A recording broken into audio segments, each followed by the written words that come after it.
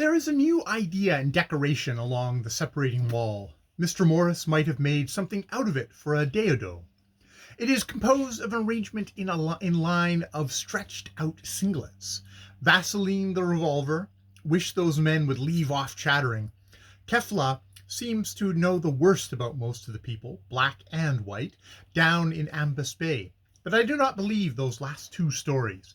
Evidently, great jokes in the next room now. Kefla has thrown himself, still talking, in the dark, onto the top of one of the mission teachers.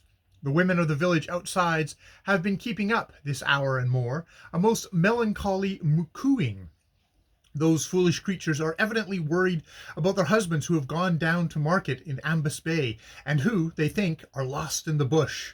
I have not a shadow of a doubt that those husbands who are not home by now are safely drunk in town, or reposing on the grand new road the kindly government has provided for them, either in one of the side drains or tucked in among the lava rocks. September 21st. Cooing went on all night. I was aroused at about 9:30 p.m. by uproar in an adjacent hut. One husband had returned in a bellicose condition and whacked his wives, and their squarks and squalls, instead of acting as a warning to the other ladies, stimulated the silly things to go on cooing the louder and more entreating than ever, so that their husbands might come home and whack them too, I suppose. And whenever the unmitigated hardness of my plank rouses me, I hear them still cooing. No watchman is required to wake you in the morning on the top of a Cmrrn foothill by 5:30, because about 4 a.m. the dank chill that comes before the dawn does so most effectively. One old chief turned up early out of the mist and dashed me a bottle of palm wine. He says that he wants to dash me a fowl, but I decline, and accept 2 eggs, and give him 4 heads of tobacco. The whole place is swathed in thick white mist through which my audience arrive. But I am firm with them, and shut up the doors and windows, and disregard their banging on them while I am dressing, or rather redressing.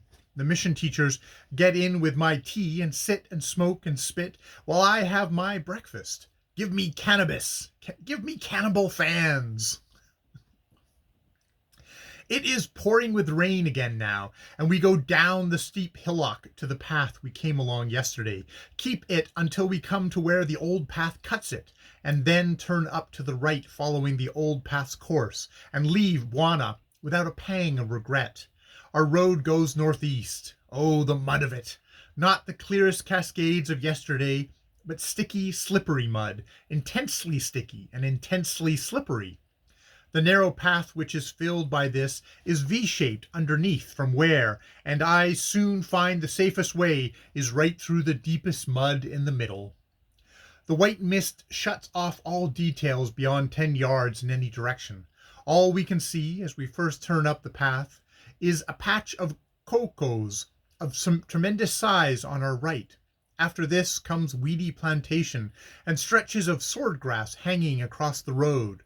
The country is even more unleveled than we came over yesterday. On we go, patiently doing our mud pulling through the valleys, toiling up a hillside among lumps of rock and stretches of forest, for we are now beyond Buana's plantations, and skirting the summit of the hill only to descend into another valley. Evidently, this is a succession of foothills of the great mountain, and we are not on its true face yet. As we go on, they become more and more abrupt in form, the valleys mere narrow ravines. In the wet season, this is only the tornado season, each of these valleys is occupied by a raging torrent from the look of the confused water-worn boulders. Now among the rocks there are only isolated pools, for the weather for a fortnight before I left Victoria had been fairly dry, and this rich porous soil soaks up an immense amount of water. It strikes me as strange that we are either going up or down the hill. The ground is when we are going either up or down the hills, the ground is less muddy than we are skirting their summits. But it must be because on the inclines the rush of water clears the soil away down to the bedrock. There is an outcropping of clay down by Buana, but though that was slippery, it is nothing to the slipperiness of this fine, soft, red-brown earth that is the soil higher up, and also round Ambas Bay. This gets churned up into a soft sort of batter where there is enough water lying on it, and when there is not, an ice slide is an infant to it. My men and I flounder about. Thrice one of them, load and all, goes down with a squidge and a crash into the side grass, and says, "Damn!"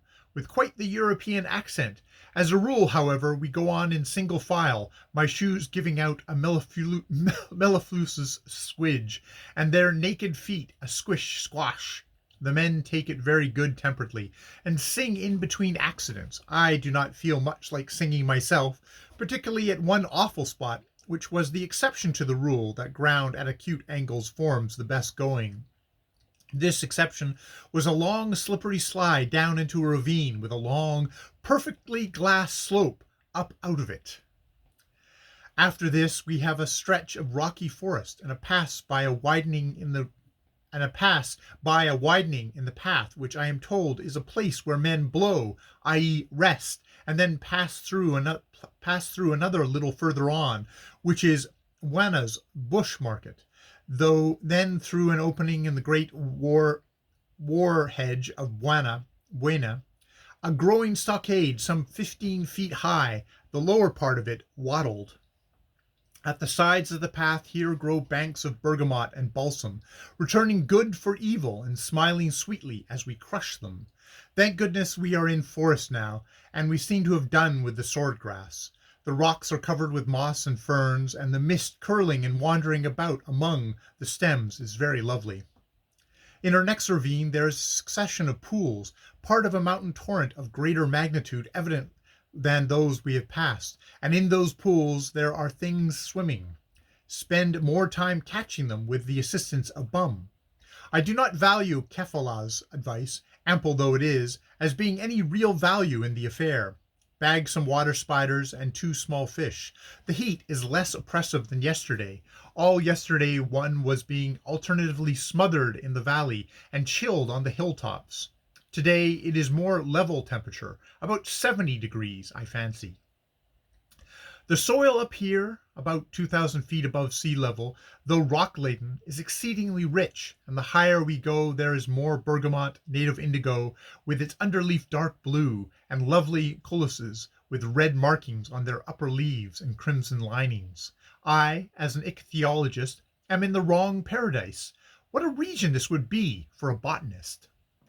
The country is gloriously lovely, if one could only see it for the rain and mist, but one only gets dim hints of its beauty when some cold draughts of wind come down from the great mountain and seem to push open the mist veil as with spirit hands, and then in a minute let it fall together again.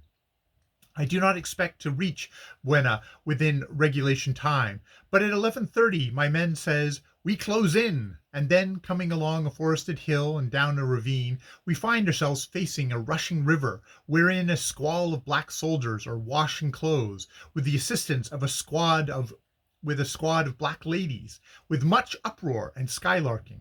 I, too, think it best to wash here, standing in the river and swishing the mud out of my skirts, and then wading across to the other bank. I wring out my skirts. The ground on the further side of the river is cleared of bush, and only bears a heavy crop of balsam.